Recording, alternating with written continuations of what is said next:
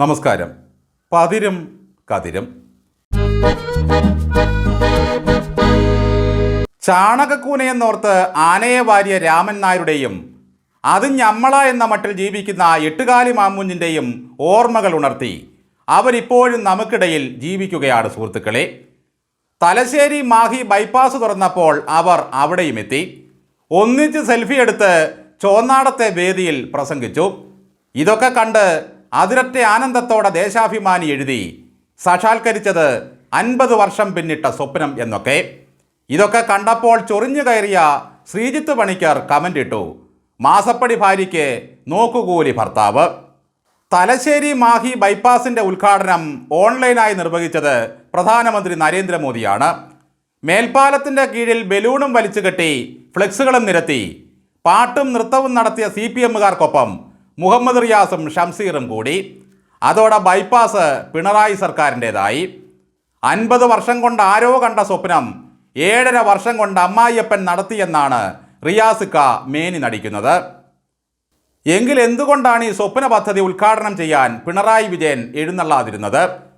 ഉദ്ഘാടന പ്രസംഗത്തിൽ മോദി പറഞ്ഞത് പ്രശ്നങ്ങളെ സാധ്യതകളാക്കി മാറ്റുന്നതാണ് മോദിയുടെ ഉറപ്പ് എന്നാണ്. ഇവിടെ പിണറായിക്കുമുണ്ട് ചില ഉറപ്പുകളൊക്കെ, കുറുപ്പിൻ്റെ ഉറപ്പ് പോലെയാണെന്ന് മാത്രം. ഈ ബൈപ്പാസിൻ്റെ നിർമ്മാണത്തിൽ എന്തെങ്കിലും അവകാശം പറയാനുണ്ടായിരുന്നെങ്കിൽ പിണറായി ഉദ്ഘാടനം ചെയ്യാൻ എത്തുമായിരുന്നു. ഒരിക്കലും വരാത്ത പദ്ധതികൾക്ക് കുറ്റിയിടലും പാളിപ്പോയ പദ്ധതികൾക്ക് റീത്ത് വയ്ക്കലുമാണ് പിണറായി വിജയൻ്റെ ഉറപ്പ്. പാലങ്ങളിൽ ലൈറ്റിട്ട് സെൽഫി പോയിന്റ് വെച്ചാൽ ലോക സഞ്ചാരികൾ വരുമെന്ന് കരുതുന്ന അതിബുദ്ധിമാനായ ഒരു മന്ത്രിയാണ് നമ്മുടെ മരുമകൻ. കേട്ടാൽ തോന്നും മിന്നുന്ന ലൈറ്റുകൾ കണ്ടാൽ ഈയാമ്പാറ്റകളെ പോലെ സഞ്ചാരികൾ വരുമെന്ന്.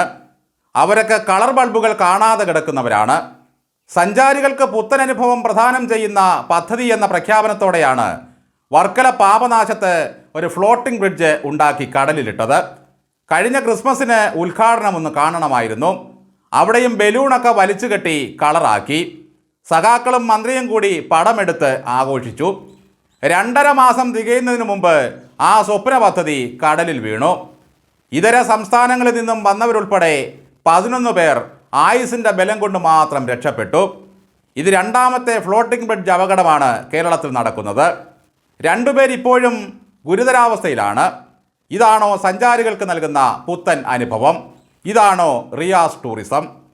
എന്ത് നടത്തിയാലും നിർമ്മാണത്തിൽ മായം കലർത്തി ചക്കപ്പഴത്തിലെ ഈച്ചകളെ പോലെ കണ്ടവന്മാർ നക്കിയെടുക്കുകയാണ്. മര്യാദയ്ക്കൊരു ഫ്ലോട്ടിംഗ് ബ്രിഡ്ജ് ഉണ്ടാക്കി കടലിലിടാൻ കഴകത്തില്ലാത്ത ഈ റിയാസാണ് ദേശീയപാത ഉണ്ടാക്കിയതിൻ്റെ മേനി നടിക്കുന്നത്.